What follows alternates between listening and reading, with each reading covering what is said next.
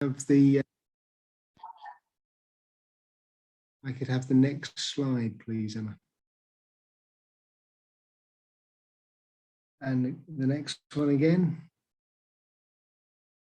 So, as I said, the aim is to engage with members ahead of the AGM on the 23rd of October. We'll provide this evening an update on both activities and the financial position over the last 12 months, the priorities of the board, and ongoing partnership with UKA, and we'll also take questions and hopefully give you some answers as well. In doing that, if you could put your questions into the chat box, either as we go or when we get to the questions section at the end, then we'll be happy to make sure we pick up, particularly if there are questions, several questions on the same issue. We could go to the next slide, please. Your panel tonight, well, I'm pleased that we've got Chris Jones here, our CEO, particularly as I'm so new. Chris is going to definitely take over much of the running of this evening's presentation. We've also got Janice Kaufman and Peter Crawshaw from the Board of Directors here as well, and Michael Davis, who will take us through the financials in quite a bit of detail as we go through later on in the presentation. Next slide, please. I thought it would be helpful to give you an idea of all of the board members, and that includes one position which is vacant following Tim Souter's decision to step down over the last month or so, and that is a current vacancy. But you can see all the other directors, their photos, and they will be, I think, all of them will be at the, all board members will be at the AGM. And obviously, and the next slide, please. I had my first opportunity to speak to many of the England Council members about 10 days ago. And you can see how they represent the various different regions of England. And I'm really looking forward to spending more time with them and with as many members and clubs as possible, getting more of a sense of what are the key issues right the way across England.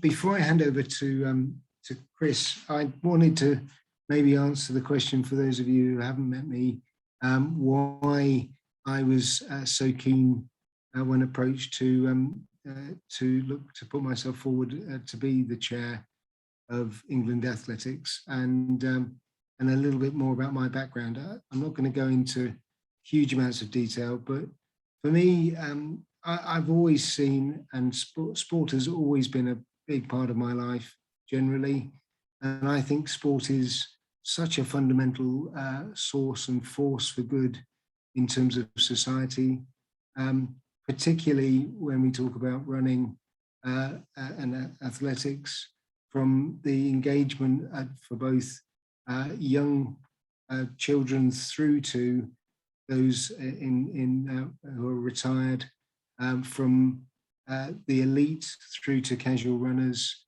The impact that sport can have and running can have is phenomenal, and is, I think, traditionally very understated.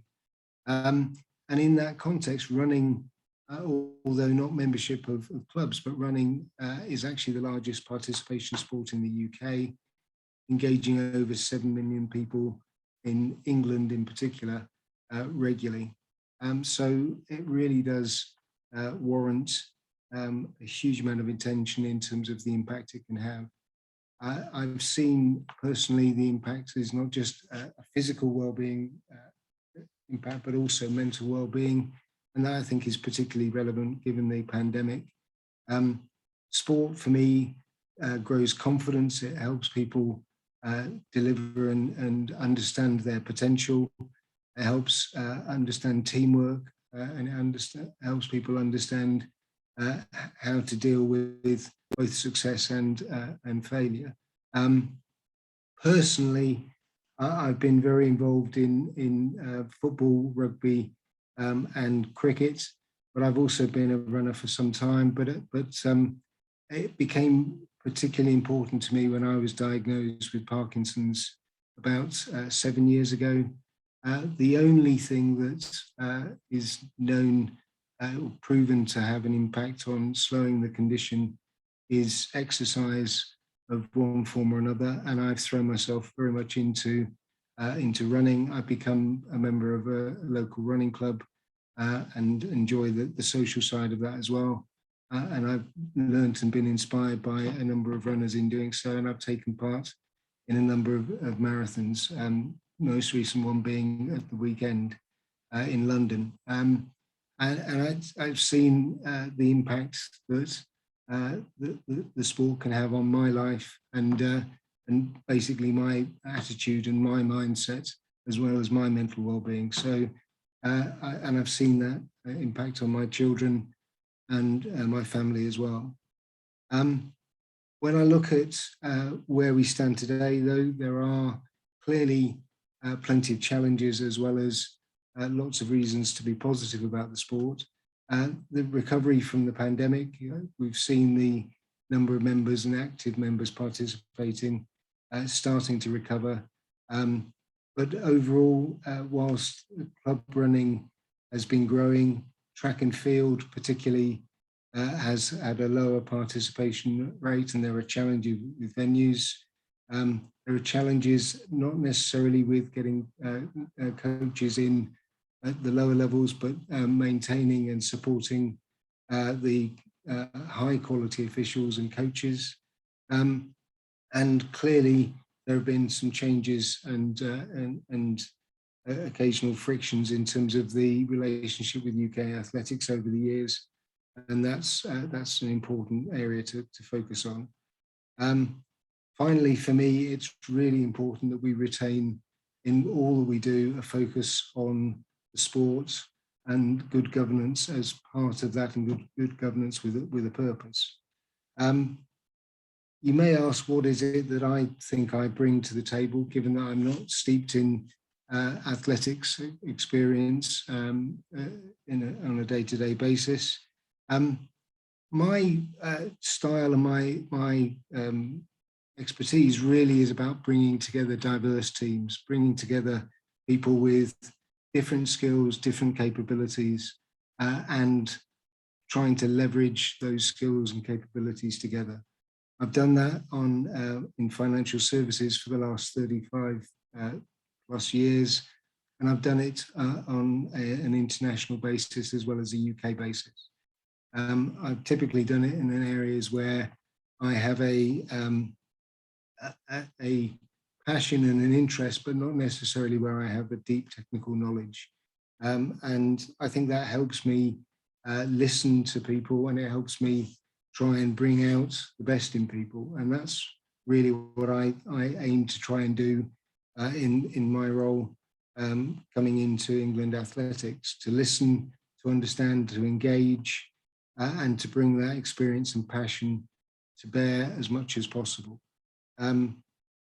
What I have seen from the people that I've met so far is really high quality people, but with a real passion and intent, sometimes with very different views. And I think different views are a good thing if we can work out how to align on a common outcome. There is a clear strategy, and I think for me, that's a really strong start. So I'm thoroughly looking forward to engaging with as many people as possible, to working with the team, to working with Chris and the team, and frankly, to learning, as well as hopefully adding some perspective and some experience from my role, both within business, but also within the charitable sector as well, to how we can move forward. With that, I will hand over to Chris. Chris. Thank you very much, Gary. Just to very briefly bring people up to speed with plans for the 2021 AGM, which will take place on Saturday, the 23rd of October at the Hilton NEC. Next slide, please. Just to confirm the information that has been publicised for a few weeks now regarding the AGM. As I say, it will take place on the 23rd. Notifications were issued on the 15th of September, and the paperwork is available via the EA website. There is an annual report there with the audited accounts. Michael will give a summary of some of the financial detail in a short while, and you will be able to read more relating to how we managed the period from April the 1st, 2020 through to the 31st of March, 2021 in the context of managing through the pandemic, and hopefully that information will be helpful. There are some formal areas of business that we need to conduct at the AGM. Approval of the auditors, the elected director election voting, which I will cover in a short while, the confirmation of the non-executive director appointments through to the 2024 AGM, so a 3-year period, more of that shortly. And of course, there is the opportunity for members to vote by proxy using the outline process if they cannot attend in person. We are looking to also stream live the AGM for the first time this year, so that could be interesting. Muckle will be present, our company secretary, to oversee the process and ensure that we follow good governance. Next slide, please. In terms of the director appointments, there is one elected member director position available, as Gary outlined. There are 2 candidates, Clive Poyner from City of Norwich AC and John Clark from West Cheshire AC. We would encourage clubs to get involved and to cast their vote. Last year, people may remember that Lorna Booth joined the board as our elected director, taking over from Neil Costello, who had served his full term. In terms of the independent director confirmation through to 2024, 2 individuals again who have been appointed by the board following an open recruitment process. Those are, of course, Gary and Leisha Hawkins, to be confirmed as directors through to the 2024 AGM. Next slide, please. In terms of priorities, next slide, thank you. For the board during 2020-21, and of course, just to remind people that this is the period from April the 1st, 2020 through to March the 31st, 2021. It was a year unlike any other, and I won't go into too much detail on this because numerous people on this call here, nice to see you all, by the way, regular webinar attendees in some cases, will know that it was a year unlike any other. And firstly, I would say on behalf of the staff, the board, and the council structure, which was so important to helping the sport through the last 12 to 18 months, thank you to all our member clubs and the bodies involved in supporting the sport, developing the sport at a local level. We had not been in this situation before as a sport, and I think the fact that we have come through that and enjoyed what has been a more like normal summer season in 2021 is testament to all the hard work, graft, and partnership working that took place at all levels of the sport. But very much the board focus during 2021, 20 to 21 was to ensure that we came through stable as an organisation. We, of course, needed to put in place a revised plan, given that our financial integrity was undermined by the pandemic, given that membership numbers, athlete registration numbers were adversely affected. We ended up losing 25% of our registered athletes. Numbers are recovering this year, and we're nearly at 80% of what would be a normal year. In terms of 2019 was the last normal year that we had, really.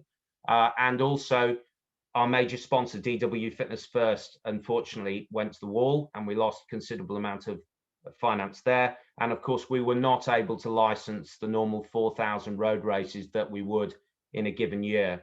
That, in addition to the inability to be able to deliver education courses in the way that we normally would, of course, adversely affected the finances. So we needed to implement an alternative plan.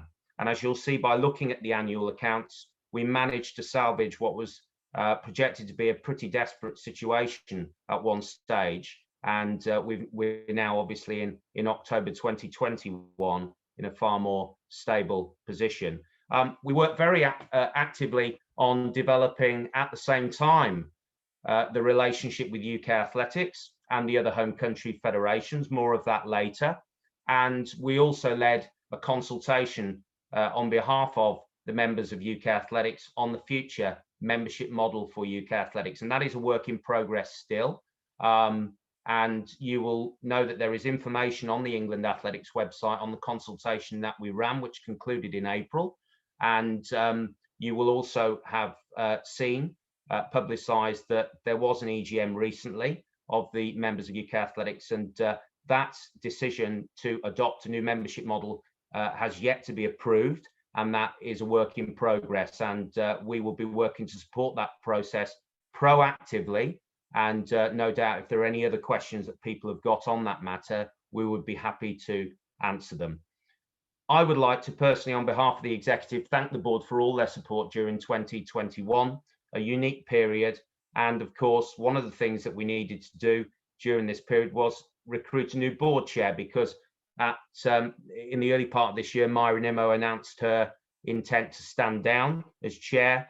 That process of recruitment began at the start of this calendar year. And of course, Gary has taken over from the 1st of September. So it was a hectic and active year, but I think we've generally come through that pretty well. Next slide, please.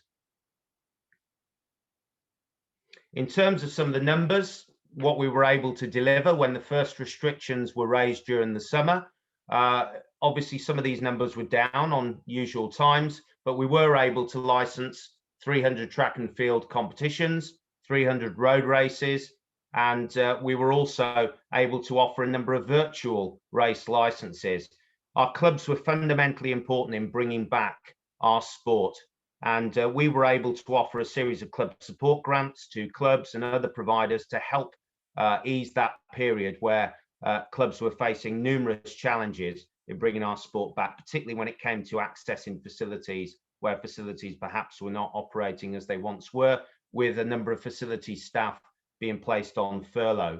As you'll be aware, we furloughed 50% of our staff last year for financial reasons. We ended up, of course, reorganising in the autumn, sadly, and losing nearly a third of our staff. We were able to transfer a number of our qualifications online, and that is part and parcel of how we now deliver a blended approach between face-to-face delivery and virtual delivery, and that's here to stay. And I think that has been a success. We ended up realizing a better return financially through delivering more online courses. And of course, UK Athletics are now looking at publicising their new coaching strategy for the sport UK-wide. They have led on that process, coordinating that process with the home countries, and also the official strategy that will be launched at the back end of this month. And I know that education is at the heart of those strategies, and no doubt there will be some tweaking of the existing qualifications to try and make sure that they are as good as they possibly can be, addressing some of the points that Gary raised earlier about improving the quality of opportunity for people to move through the coaching and officials pathways. Ironically, when you look at those numbers, a large proportion of them are down on previous years, obviously. Our social running program, though, to again reinforce what Gary said about the rude health that the running world is in, continue to grow. In fact, at this moment in time, our Run Together program, as we sit or stand here tonight, has over 160,000 registered participants in now 3,000 leader-led running groups. So that probably shows or typifies in a small way the growth of running, the success of running, but some of the challenges that contrast with track and field, again, to build on what Gary said earlier. And those are priorities that we will be very focused on moving forward, working with UKA and the other home countries. So generally, when we were able to bring our sport back, I think there is some real stuff there that we should be very proud of. Next slide, please. We started work on a strategic plan in the autumn last year, and thanks to the council structure across the 9 regions, we were able to consult thoroughly on the development of this strategic plan, and then with the England Council before it was signed off by our board in the early part of 2021. This is an important document because it will direct the use of our resources and how we operate as an organisation and make it very clear where we are best placed to deliver and on what priorities, and where we need to work with and through others through partnership, which is so important in a sport as broad as athletics and running. There is no way that England Athletics, with its resources, its 46 staff and a relatively small turnover as an organisation compared to many other sports governing bodies, can service a sport as broad and as rich as athletics and running by working in isolation. We need to work in a collaborative mode, in partnership at all times. And that is why our volunteer member clubs, volunteer-led competition providers, and other organisations working in the sport are fundamentally important. So if you haven't looked at our strategic plan, it will direct everything that we do over the next period. Then please do. And I hope you find it interesting reading. And if you have got any questions regarding the strategy, we would be happy to answer them. Next slide, please. So I mentioned a short while ago that we did reorganise in autumn last year. Many of you will be aware of this. We reduced our headcount as part of our revised budget plan from 64 to 46. That was a difficult decision, obviously, to make, but it was one that we felt was necessary at the time to help us combat some of the challenges that we faced. More information on the current staffing structure can be found on the England Athletics website, and I would personally like to thank all the staff for all that they've done over the last 12 to 18 months in guiding the organisation and supporting our members through what has been a very challenging situation. We structure the organisation around 4 departments, 4 clear areas, in alignment to our strategic plan as well. Those should be pretty self-explanatory as departments, but if you have any further questions, we'd be happy to answer them. Next slide, please. So challenges moving forward, and without repeating what Gary has said, the key challenges as we look forward are absolutely about increasing and diversifying our coaching qualification base. And that is why the UK-wide coaching strategy and, of course, the official strategy are fundamentally important and perfectly timed to support us as home countries to do our best in supporting you, our volunteers. In terms of competition, we have some fantastic competition providers. Leagues are vitally important to our sport in England and the UK. We've been delighted to work very closely with the National Athletics League, the Youth Development League as England Athletics this year, and also with a number of other competition providers at area, regional and local level. And that will continue to be a focus for us. But of course, 2021 is a very different time from the one that we found ourselves in pre-pandemic. And certainly, if we go back 5 years, 10 years, 20 years, and so on, people expect different things for their leisure time now, and we need to evolve together collectively as partners in facing those challenges to make sure that we can take our sport forward in the future. But again, thank you to all those competition providers who provide sterling work and support to our athletes at all levels, of all backgrounds, all abilities. So those 3 for me are critical areas that we will need to focus on as an organisation: coaching, officiating and competition. But also we need to make sure that we've got a healthy stock of track and field facilities and, of course, venues for cross-country events and indoor competition. And of course, the Quinlan review, the safeguarding review, which was complete in July 2020. And to be clear, England Athletics was at the forefront of commissioning that review with UKA at the time. And we are fully supportive of the outcomes from that review. And as you would have seen by looking at the England Athletics website, we are supporting the changes that have taken place at UK Athletics, who are the lead body for safeguarding in the sport UK-wide.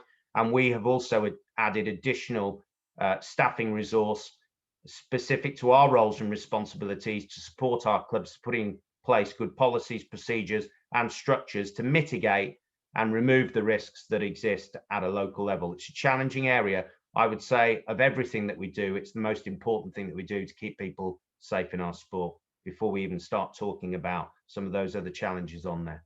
Next slide, please. So to bring you up to speed in terms of where we are now, Last year, as I said, very challenging on a number of fronts.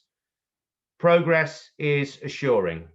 100% of our clubs that affiliated in 2021 have re-affiliated this year. So 1,480 member clubs and 200 plus bodies. And you will know that we ended the 2021 year at 142,000 registered club athletes with England Athletics.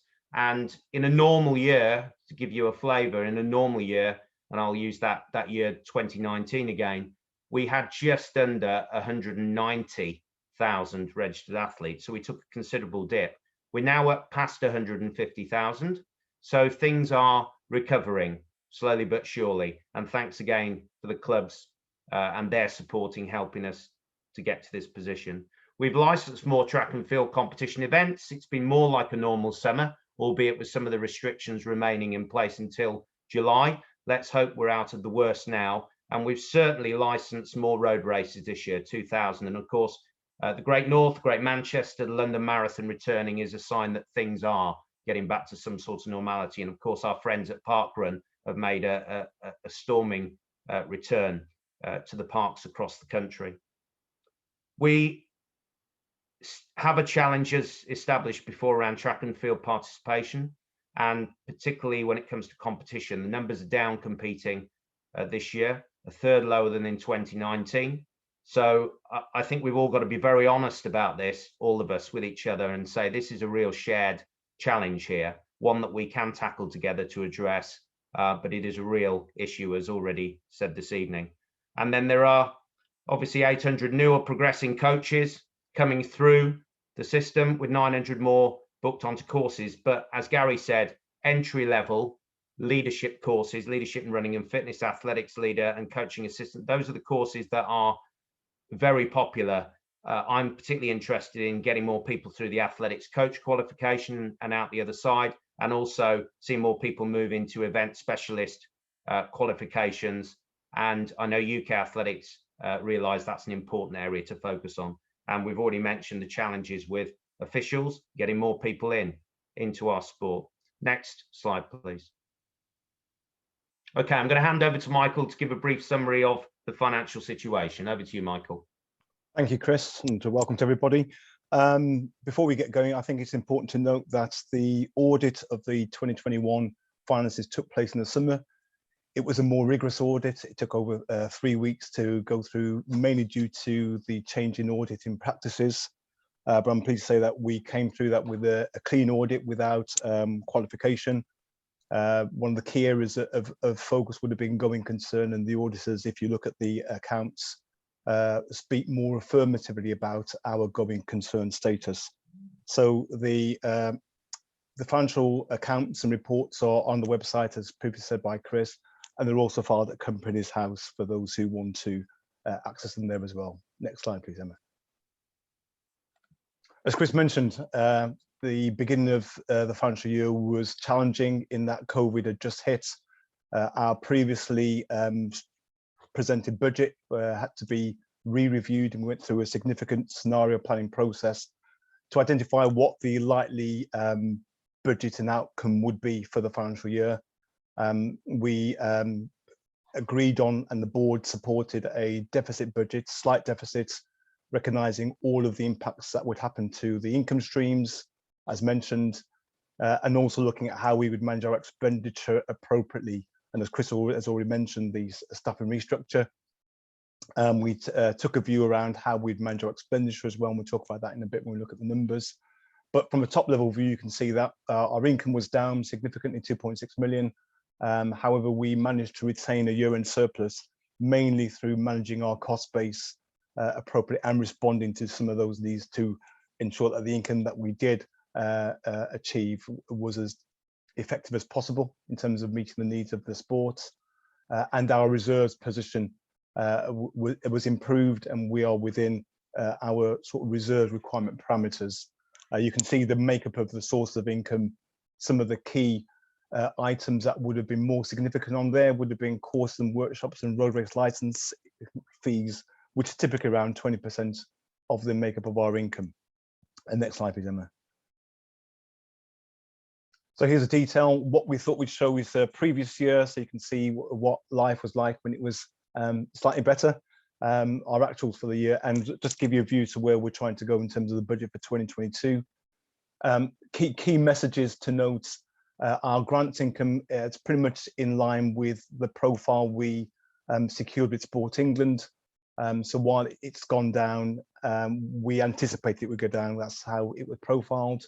Two, our membership and affiliation income is the line that we've talked about already in terms of the amount of registered athletes and clubs. And obviously we took a big dip in 2021 given the COVID crisis. We are anticipating that that will flow back up to a more reasonable level and continue to grow pragmatically back towards the levels we were achieving pre-COVID. In terms of other income, that's where you can see the major hit took place in 2021.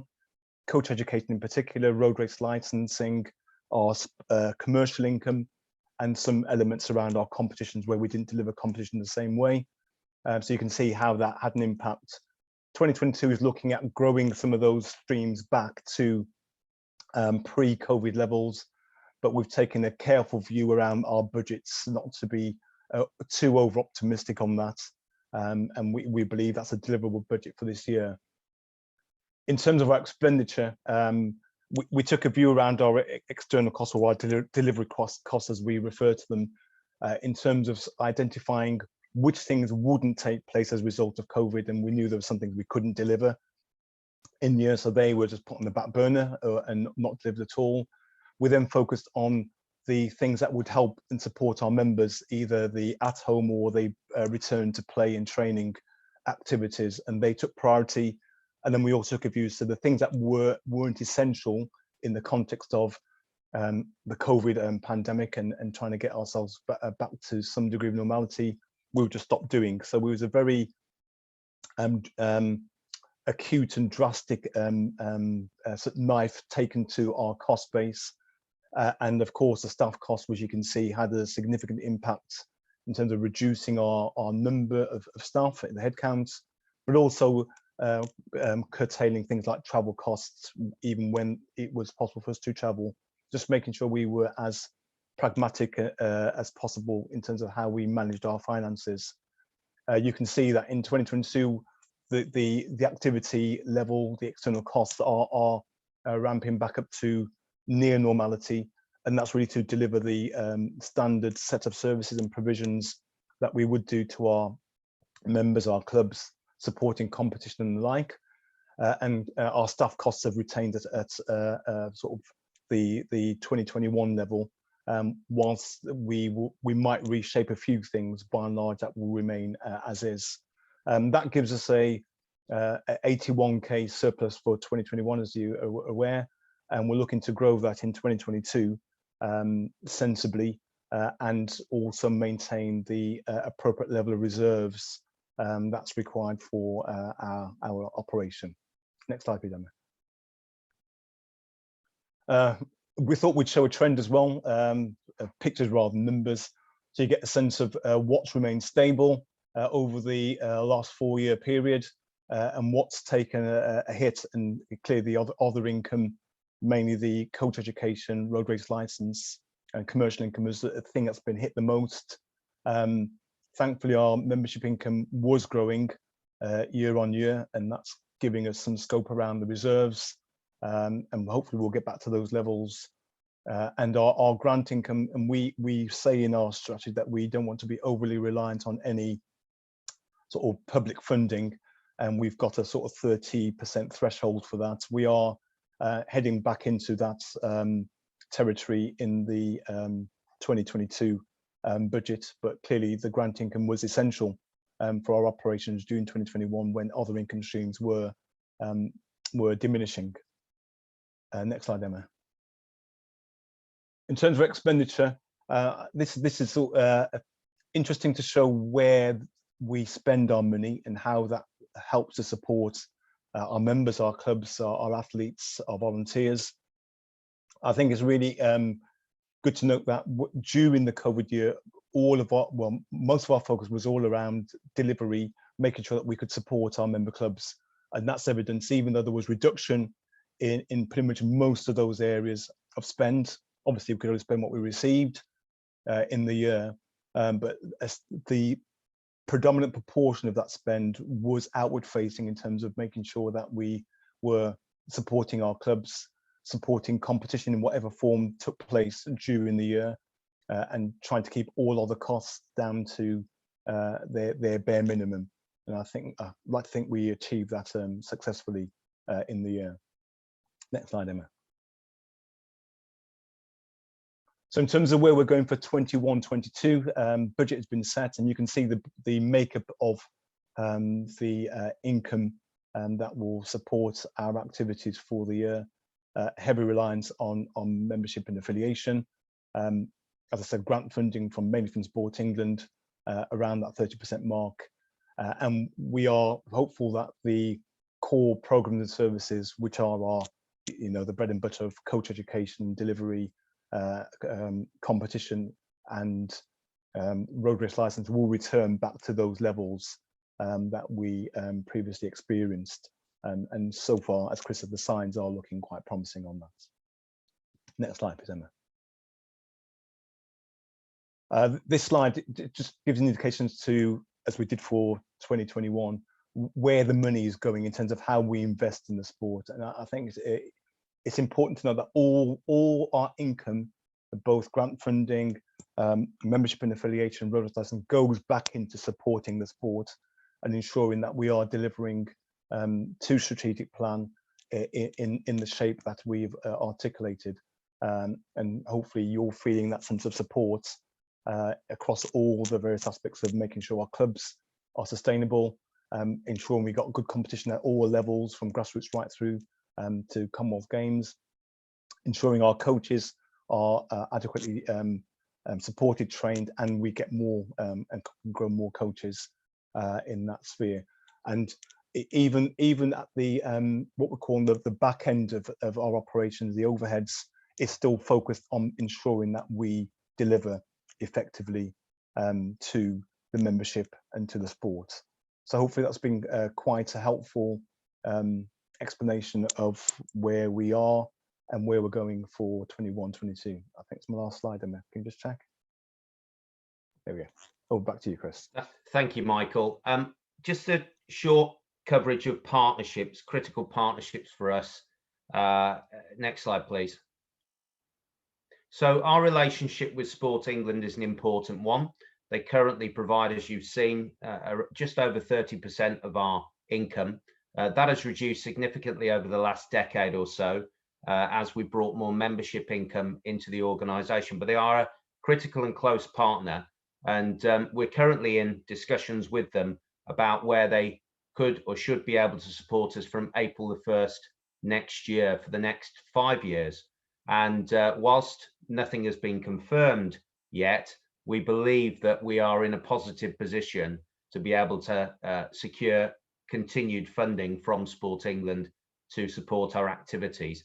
The reason I put UK Sport up there is just to differentiate the relationship between ourselves and Sport England as the supporter of community sport and participation, physical activity, and UK Sport, which is obviously the performance focused body, and UK Athletics receives a lot of its public funding through UK Sport. Most of you will probably be aware of that, but I thought it would be useful just to explain that. Next slide, please. I must add that Sport England were very supportive to us in the last 12 to 18 months, in particular during difficult times, and we should recognise that support and that partnership. Our relationship with UK Athletics is in my view, closer than it's been for a while, but I will add to that the other home country athletic federations as well. All 5 bodies working more collaboratively together. As you'll be aware, we developed a joint strategy, Athletics Unified, that was launched in the autumn last year. And from that strategy, we've been able to deliver our own operational and strategic plans as bodies reflective of our own roles and responsibilities. This slide here I've put up on several webinars before, so some of you will be familiar with it. There are always grey areas, of course there will be. Strategy is an area that we now collaborate on jointly. UK Athletics have led the coordination of strategies in areas such as coaching and officiating. And of course, they are the lead body in terms of the track mark process UK-wide. They provide functions to support the home countries to enable us to be able to support our members and the grassroots of the sport. But those functions on the left are very much what EA is focused on in terms of supporting our domestic competition providers and delivering support to our athletes and runners. And of course, we're the membership and affiliation body. And we do have a talent remit, talent identification, talent development through to Commonwealth Games level. In a normal year, we take over 30 teams to compete for England, home and abroad in different events. And hopefully, alongside Wales, Scotland and Northern Ireland, we're producing better athletes to represent Great Britain and Northern Ireland in Olympic, Paralympic, World and European Championship competition. So hopefully that's a useful slide for you and just reinforces what you knew already. Next slide, please. So just to cover what we've done over the last 12 to 18 months in terms of our relationship with UK athletics and with the other home country federations, we signed a framework agreement in August last year, which would highlight how we work together through to 2032 as bodies. Fundamentally important piece of work, took some while to get there, but we got there in August 2020, followed by the production and publication of the Athletics Unified Strategy. And a one-year-on report from that will be published during November, so look out for that. I mentioned the Quinlan review, vitally important piece of work, which was completed in July last year, and the one-year-on report was published by UK Athletics and the home countries in July of this year. Home countries now have nominated directors at the UKA board. That took effect in January of this year. And actually, UK Athletics has a director on the EA board, and Wafula Strike, Paralympian, joined us in January of this year. There is also a working group structure in place covering key areas such as coaching, officiating, competition development and commercial, with strategies being developed to address each area. Vitally important structures to bring the 5 parties together. And the one group that I will pick out there, that if you just think back to Michael's financial slides, the commercial income, certainly sponsorship to England Athletics, is quite low. And that has been adversely affected, as I mentioned earlier, with the DW Fitness First deal ending in summer 2020 for all the reasons that we know and understand. But we are now working jointly with UK Athletics and the other home country federations to prospect for sponsors together and to hopefully realise more income through that work than we have done in the past together. So that is a challenging market, but is certainly an area that we need to look to collaborate on. Next slide, please. So that's you'll be pleased to know that's the end of my talk and Michael, and I'm going to hand back to Gary. Thanks very much, Chris. Thanks, Michael. One further comment from me before I open up to anything that the panel would like to add is I'd like to say in new days, but in terms of understanding the financials are, in my experience, well explained and well understood. And thank you for you, Michael, making them clear to me as I've started to get underneath the detail of them. Are there any other comments that any of the panel would like to add before we open up to questions? And I turn the lights back on here, which is why I'm in the dark. Right. In which case, can I ask? We have time for Q&A. If there aren't any questions in the chat box at the moment, but are there any that people would like to raise? I'll give you enough time to turn the lights on. Gary, it's Janice Kaufman here, the England Council. I'll just fill in that gap while people are thinking of questions to ask, just to point out the role of the Regional Council and how that filters up through the National Council and onto the board.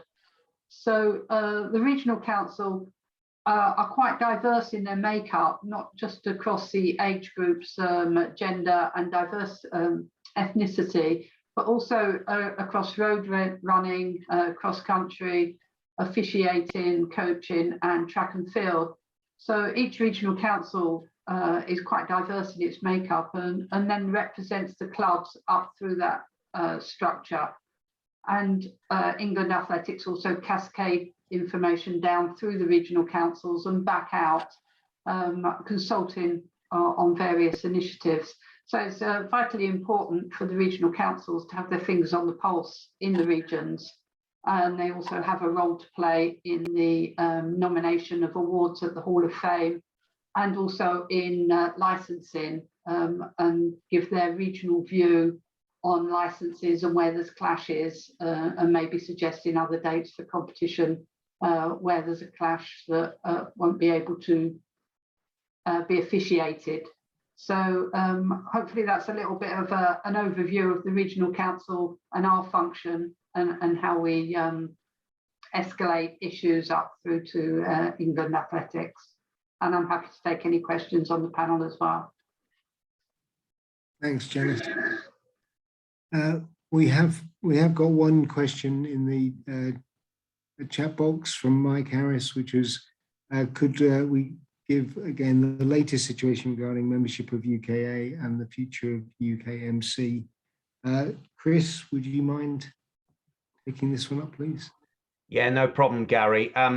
As I mentioned earlier, there was an EGM. I think it's been promoted publicly, and ultimately the proposal that was on the table, if you like, for the future makeup of the membership of UK Athletics was not approved. It didn't go through that EGM. So we as a home country will continue to support that process positively. To be absolutely clear, we voted for the proposal because we felt that that was a good proposal to take forward, which would give broad representation to the membership of UK Athletics, based on the home countries being supported by other constituent representatives covering coaching, officiating, clubs on and off the track, and the Athletes Commission, which would include para, of course, in that. So that, of course, is the democratic process, and we will continue to support that proactively with the other home countries and the other partners as and when we need to reach a satisfactory conclusion or outcome. Don't know whether my colleagues would like to add anything to that. Yeah, I'm Peter Crawshaw here. I think I know numbers of people on the call. I just add to what Chris said. I mean, I'm sure all those on the call will remember we consulted back in the early spring with our membership on this, because we realised it was a vital thing. And I guess there's 12 UK members of UKA at the moment. And we have, as England Athletics, we have one of those 12 votes. So the consultation that we put forward was very much to determine how we as the Board of England Athletics should exercise that vote. And you remember that there were a number of options put forward. It was, I think, option C was the one that got most support. It was a little bit of a question as to how where you weighted the second choices and so on, but that was, I think, pretty clearly the one that got most support from our members.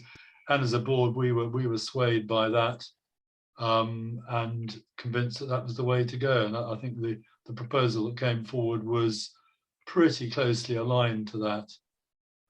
So I think there was, a degree of disappointment on our part as a board, because we consulted with you, our members, and that was the proposal we'd supported. So we'll have to see how that moves forward in terms of the other 11 members.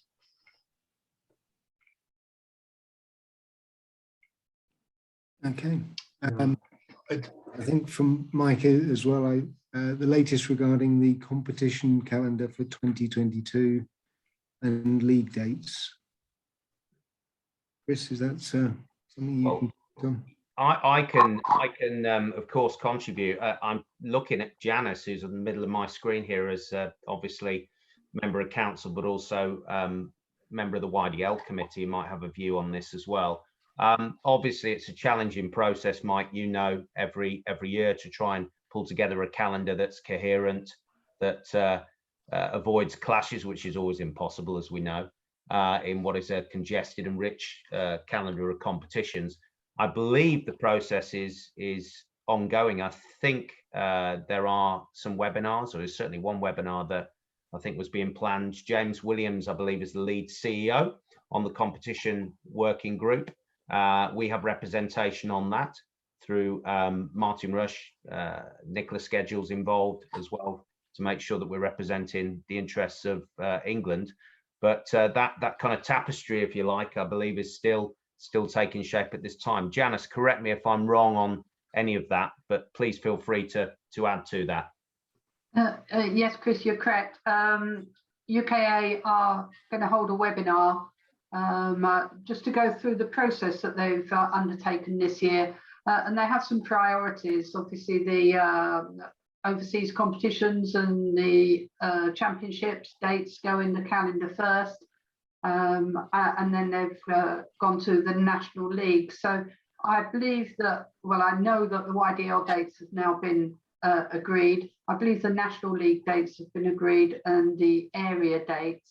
And now it's going out through England Athletics to the other competition providers for them to get their dates into the diary. It's been a difficult process. Change is always a little bit difficult, but we've been quite consultative, I think. Certainly we've gone back and challenged some of the dates, and we've arrived at compromises. We didn't get all the dates as a YDL that we wanted, but we never do. So it's no different from previous years, I don't think, in the end. There's only so many weekends over the summer, and there's only so many officials who can officiate at these events. So that's the challenge. Yeah, I might just add to that as one of the people who's often finds themselves trying to find the officials for these meetings on the crowded weekends.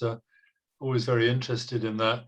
I think if we've got a webinar coming up on the process, I think that's good, because I think it's important there is a logical process starting with the big meetings and then cascading down. I think that's much more healthier than a room full of people who shouts loudest gets the date they want. I'm not saying that's how it's been in the past, but I think it sounds like there's a logical process there.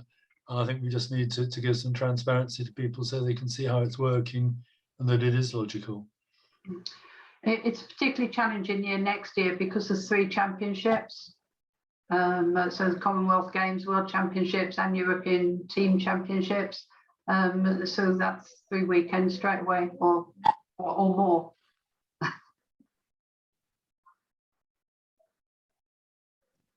Okay, any other questions? While we're waiting, Gary, I just wanted to, again, just reinforce, building on what Janice said about the work of the council over the last 18 months. When it came to licensing track and field competition and now cross-country competition and supporting our clubs, our counties and league providers and other providers, councils were at the forefront of that effort.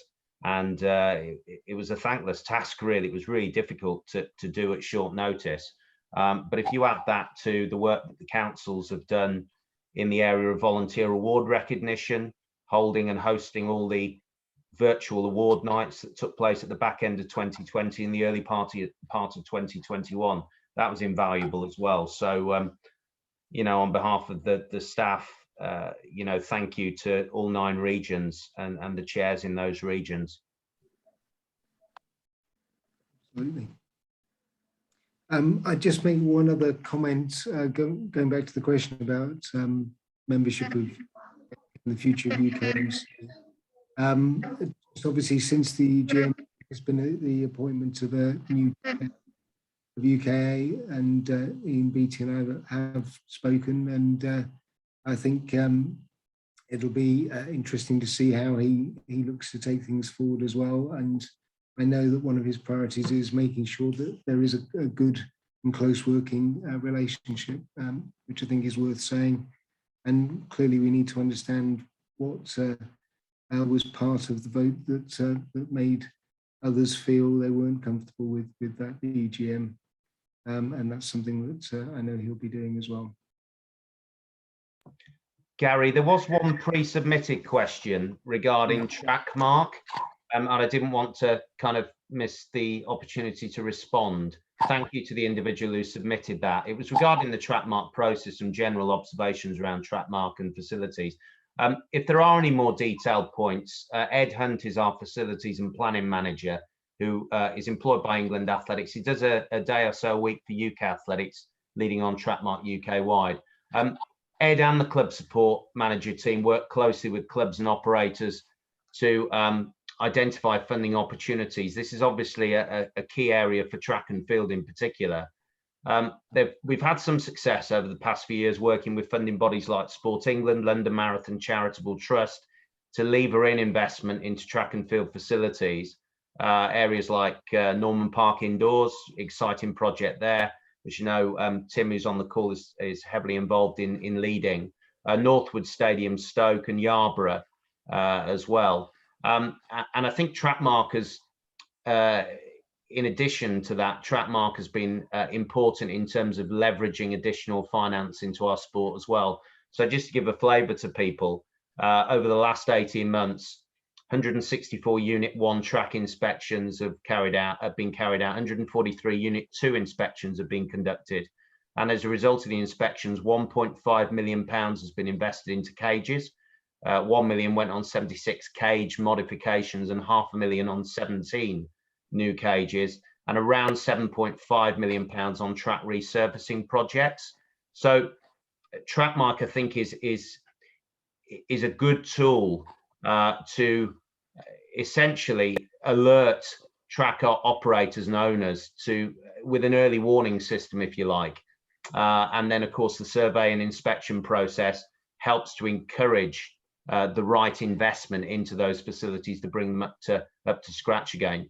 So we provide full technical support and guidance to facility operators, and we've supported 38 venues recently when we rolled out our facility investment fund. It might seem a small number, but £153,000 grant pot that we put into small scale facility improvements, actually it funded 38 projects, but we were able to leverage over £900,000 of investment on top of that into those projects, just by putting a bit of C-Corn funding into those projects. So we believe TrackMark is a catalyst for good. Obviously, the accreditation process has been put back to 2023, which I think was a very sensible decision by Ed in partnership with UK Athletics. So hopefully that's a helpful response. But as I say, if you've got any other further points, we're happy to answer them via Ed. Thanks, Gary. Thanks, Chris. And one further one for you. Can you explain how the AGM is going to be run this year as well? Yes, I won't put this slide back up, but ultimately we'll be in person. We'll be at the NEC Hilton, 11 o'clock, 23rd of October. In terms of the agenda, the paperwork, that's already publicised. I think that went out 15th of September without the slide being there. And of course, approval of accounts will need to be done. Confirmation of independent directors appointed by the board. Elected director, 2 candidates, as I mentioned earlier. The meeting, of course, will be chaired by the senior independent director to start with, of course, until obviously we get through some of the business, and then of course it will be Gary who we will take over at that point. Company secretary will be present, which is Muckle, to oversee proceedings. People can submit proxy votes, of course, if they can't make the meeting as outlined in the paperwork itself. Yeah, can I just emphasise a couple of the things Chris has said there, because I think they're important. Just on the streaming will be a watch and listen. There won't be the capability for people to vote online. That's a much more complex and frankly expensive process. Some big public companies have done that. we as a board did discuss the practicalities of that. It would be an expensive thing to do. So at the moment, if people want to vote, they either have to be there or they need to submit their proxies. And we would really encourage all clubs and affiliated associations to exercise their proxies. It's how you can give your voice to what you want. So please do look at what's there. So you'll be able to watch and listen, but on the day, you won't be able to ask questions. You won't be able to vote. That's one reason in terms of asking questions. We've had this session tonight. Peter, Yeah, sorry, Peter, I missed out the point around the articles as well. Did you want to cover that? Yeah, we could just, I mean, the other businesses on there is we've got some changes we wish to make to Articles of Association. You'll remember we had an EGM almost 2 years ago where we wanted to make some changes. Those were mostly to do with the role of the regional councils. We've not brought that back at the moment. We've really essentially tried to achieve most of those things in other ways. So what we've got this time is really falls into two categories. There's some, I suppose, housekeeping points, and particularly trying to make some of the positions gender neutral, things like chairman, and taking out references to his. A great deal of work's been done on that, and really just because he's on the call as well, I'd like to thank Tim Suter, who has really led the way on this on our board. He's done a fantastic piece of work on that. And that's one of many things he's done over his many years on the board. So big thank you to Tim on that. The other main thing really is we looked at the relationship with the UK, about the strategy and so on, and we just wanted to upgrade part of our articles, and it's what we call the objects part, that deals with how we work as an organisation. I think it's a big plus for us because it recognises we do set a strategy, we have an important voice across the UKA, and really emphasises the proactive relationship we have with UKA. So I would urge people to look at that, and I would hope get behind it as well. Conscious that we're at 7 o'clock now, and that's the time we were due to wrap up, but there was one further comment or question around getting youth into coaching and becoming officials. Chris, do you want to comment on that? Yes, absolutely. Without preempting, obviously, what further changes could be made to the UKA coaching and officiating qualifications, of course, and I know youth is one of those areas that they are factoring in, working with their home countries. There are opportunities at this moment in time for youngsters to get involved, volunteering at their clubs, of course, alongside experienced coaches and also officials, but of course doing their athletics leader course, which we advertise at England Athletics, which is a gentle introduction, if you like, to leadership in track and field terms. And of course, there is the leadership and running and fitness course that is available as well for those teenagers getting towards, kind of college, university age as well to undertake. And of course, coaching assistance. So the courses are there. It's in some cases recently through our club support fund, we have grant aided a number of our clubs to subsidise or make courses free of charge to some individuals as well. And really that is best managed, I feel, through the club in terms of knowing its members, knowing where the gaps are, and trying to diversify the coaching base as much as possible. Of course, as a youngster, gaining some leadership and some coaching qualifications at an early age is very advantageous for a number of reasons. Some clubs, not every club, and what's right for one club may not be right for another club. So it does vary across the country. Some clubs, of course, have started to professionalise in a paid sense as well. And one could argue that if youngsters have the opportunity to earn some income through their coaching or their assisting or their leading, then of course that might help to keep them in the sport as participants as well, because they don't have to go and get jobs at the weekend and what have you. So I think this is an area that we certainly need to focus on more. And also, if you consider that there are a number of competitions across the country at county, local level, where we need bodies, we need volunteers. This is an opportunity really to get more youngsters through the qualification system so we can deploy them and give their first experiences. So I hope that's helpful. Thanks, Chris. Very helpful. I'd suggest we draw things to a close here. Thank you very much, everyone, for joining this evening. Thank you to the panel, and thank you to Chris, you and your team, for preparing everything for this evening as well. And I look forward to meeting many, if not all of you, at the NEC in the coming couple of weeks. Lovely to see you all. Take care.